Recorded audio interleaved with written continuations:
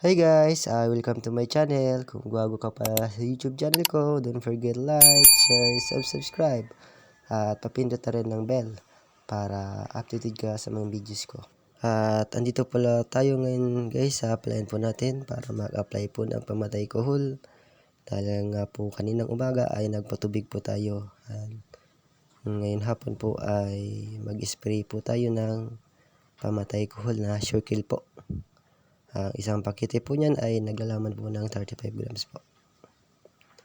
At sa pag-apply po pala niyan ay sa isang pakete po na 35 grams na sure kill ay sa isang 16 liters na knapsack sprayer po.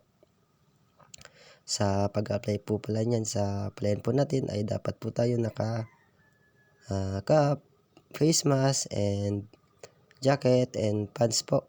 And kung may boots po kayo at gloves, magamit na po kayo para safe tayo palagi sa pag-apply po ng gamot po para hindi po natin malanghap.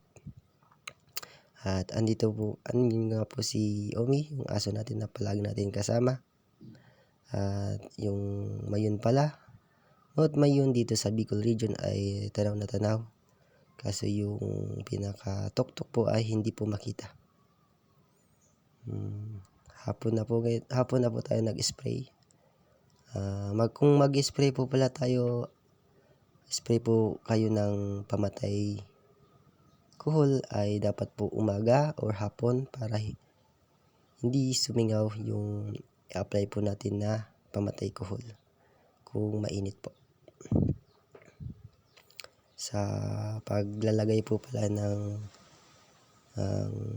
sa spray po natin ay inuuna muna po yung tubig sa sprayer po natin at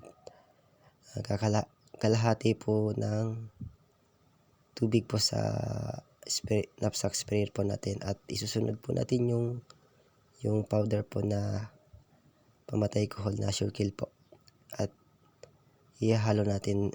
paghahaluin po natin sa galon po bago ilagay po sa knapsack sprayer po.